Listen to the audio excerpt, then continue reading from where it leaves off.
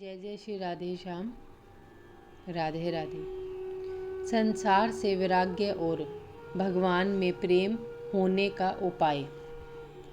श्री जयदयाल गोविंदका जी। श्री भगवान की प्राप्ति की इच्छा करने वाले पुरुषों को संसार से वैराग्य और भगवान में प्रेम हो, इसके लिए विशेष चेष्टा करनी चाहिए। साधन में विक्षेप, आलस्य, भोग, प्रमाद आदि अनेक विघ्न हैं। उसमें मन की चंचलता अर्थात विक्षेप और आलस्य, ये दो प्रधान हैं। किंतु संसार से वैराग्य और भगवान में प्रेम होने पर इन सब का अपने आप ही विनाश हो सकता है। अतः संसार से वैराग्य और भगवान में प्रेम होने के लिए ही विशेष प्रयत्न करने की आवश्यकता है। संसार से वैराग्य होने का उपाय। संसार को नाशवान, क्षणभंगुर, दुख रूप, घृणित, हानिकर और भयदायक समझना। वैराग्यवान पुरुषों का संग करना, वैराग्य विषयक बातें पढ़ना, पुस्तकें पढ़ना, चित्त में वैराग्य की भावना करना, इससे संसार में वैराग्य हो जाता है। भगवान में प्रेम होने के उपाय।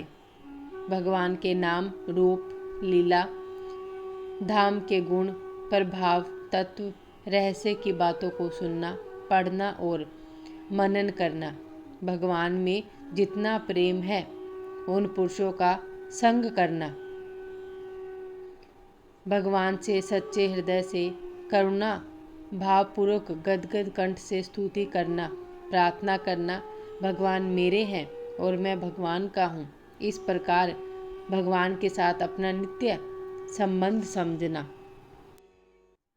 मन से भगवान का दर्शन करना, भाषण, स्पर्श, वार्तालाप और चिंतन करना तथा हर समय निष्काम भाव से भगवान के नाम, रूप का स्मरण करना। ऊपर बतलाई हुई इन सभी बातों पर श्रद्धा विश्वास करके उनको काम में लाने से बहुत शीघ्र भगवान में प्रेम हो सकता है। जब साधक का संसार से वैराग्य और भगवान में प्रेम हो जाता है, तब फिर दुर्गुण, दुराचार, दुर्व्यसन, सांसारिक संकल्प, आलस्य, प्रमाद, भोगिच्छा आदि सब दोषों का नाश होकर उसे भगवान का यथार्थ ज्ञान हो जाता है और उसमें स्वाभाविक ही समता आ जाती है। फिर उत्तम गुण तो उसमें अपने आप ही आ जाते हैं तथा उसके द्वारा होने वाली संपूर्ण क्रियाएं भी उत्तम से उत्तम होने लगती है। उसे परम शांति और परम आनंद का अनुभव होता रहता है।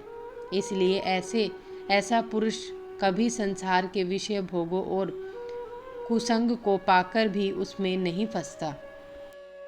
अपने दैनिक जीवन में उपयुक्त बातों को किस प्रकार काम में लाया जाए, इसके लिए नीचे लिखी हुई 3 बातों पर विशेष ध्यान देना चाहिए। 1. जब रात्रि में सोने लगे तब उस समय हमें उचित है कि हम भगवान के नाम, रूप, गुण, प्रभाव को स्मरण करते ही शयन करें। इससे रात में प्रायः बुरे स्वप्न भी नहीं आते और हमारा वह शयन काल भी साधना काल के रूप में ही परिणित हो सकता है। 2. दिन में कार्य करते समय यह समझना चाहिए कि मैं जो कुछ कर रहा हूँ भगवान का ही काम कर रहा हूँ और भगवान की आज्ञा से भगवान के लिए ही कर रहा हूँ एवं ये जड़ चेतनात्मक सब पदार्थ भगवान के हैं और मैं भी भगवान का हूँ तथा भगवान मेरे हैं और वे सब में व्यापक है। इसीलिए सबकी सेवा भगवान की ही सेवा है तथा व्यवहार करते समय स्वार्थ त्याग, संपूर्ण प्राणियों के प्रति हितैषिता, उदारता, समता, स्वाभाविक दया, इन पर विशेष ध्यान रखना चाहिए। इससे व्यवहार स्वाभाविक ही बहुत उच्च कोटि का होने लग जाता है। इससे भी बढ़कर एक भाव यह है कि जो भी क्रिया करे उसे अहंकार और अभिमान से रहित होकर करे और यह समझे कि मेरे द्वारा कुछ भी क्रिया होती है वह भगवान ही करवा रहे हैं, मैं तो केवल निमित्त मात्र हूँ। इस प्रकार के भाव से होने वाली क्रियाओं में कभी दुर्गुण, दुराचार, दुर्व्यसन की गुंजाइश नहीं रहती। यदि उसमें दुर्गुण, दुराचार उसे अहंकार और अभिमान से रहित होकर करे और यह समझे कि मेरे द्वारा जो कुछ भी क्रिया होती है वह भगवान ही करवा रहे हैं, मैं तो केवल निमित्त मात्र हूँ। इस प्रकार करने से भाव से होने वाली क्रिया में कभी दुर्गुण, दुराचार, दुर्व्यसन की गुंजाइश नहीं रहती।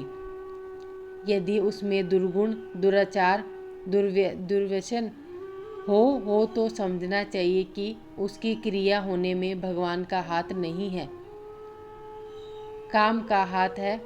गीता में अर्जुन के द्वारा यह पूछने पर कृष्ण, तो फिर भी यह स्वयं मनुष्य न चाहता हुआ भी बलात् लगाए हुए भांति किससे प्रेरित होकर पाप का आचरण करता है? भगवान ने कहा, रजोगुण से उत्पन्न हुआ यह काम ही क्रोध है। यह बहुत खाने वाला अर्थात भोगों से कभी न आघाने वाला और बड़ा पापी है। इसको ही तुम इस विषय में वैरी जानो। 3. एकांत में बैठकर साधन करते करते समय ही प्रथम मन इंद्रियों को वश में करना चाहिए। मन को वश में करने के लिए अभ्यास और वैराग्य ही प्रधान है। भगवान ने गीता में बतलाया है, महाभाव, निस्संदेह मन चंचल और कठिनता से वश में होने वाला है, परंतु कुंती पुत्र अर्जुन यह अभ्यास और वैराग्य से वश में होता है। मन को वश में कर लेने पर इंद्रियों का वश में होना उसके अंतर्गत ही है।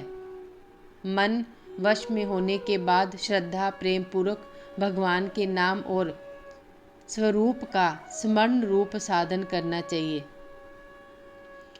क्योंकि मन को वश में किए बिना साधन होना सुगम नहीं है और साधन करने से भगवान की प्राप्ति होती है।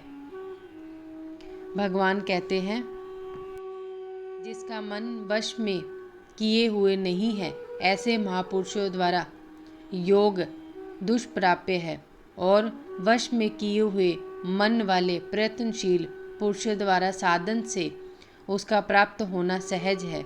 यह मेरा मत है। अर्थात भगवान ने आगे सब साधनों में श्रद्धापूर्वक भगवान के भजन चिंतन स्वरूप भक्ति के साधन को ही श्रेष्ठ बतलाया है। आगे कहते हैं, संपूर्ण योगियों में भी जो श्रद्धावान योगी मुझ में लगे हुए अंतरात्मा से मुझ को निरंतर भजता है वह योगी मुझे परम श्रेष्ठ मान्य है। अथवा एकांत में बैठकर संपूर्ण कामनाओं को त्याग कर मन से इंद्रियों को वश में करके और संसार से उपराम होकर मन को परमात्मा में लगा देना चाहिए। परमात्मा की प्राप्ति का यह भी एक उत्तम प्रकार है। भगवान ने स्वयं गीता में बतलाया है। संकल्प से उत्पन्न होने वाली संपूर्ण कामनाओं को निशेष रूप से त्याग कर और मन के द्वारा इंद्रियों के समुदायों को सभी ओर से भली भांति रोककर क्रम से अभ्यास करता हुआ उपरति को प्राप्त हो तथा धैर्य युक्त बुद्धि के द्वारा मन को परमात्मा में स्थिर करके परमात्मा के सिवा और कुछ भी चिंतन न करें। आगे कहते हैं, यह स्थिर न होने वाला और चंचल मन जिस शब्दादिक निमित्त से संसार में विचरता है उस विषय से रोककर यानी हटाकर उसे बार बार परमात्मा में ही निरुद्ध करें, अर्थात परमात्मा में लगावें। इसीलिए संसार के विघ्नों का नाश होकर परमात्मा की प्राप्ति के लिए उपयुक्त प्रकार से संसार से वैराग्य और भगवान में प्रेम होने के लिए विशेष कोशिश करनी चाहिए। आज के लिए इतना ही। जय जय श्री राधे श्याम।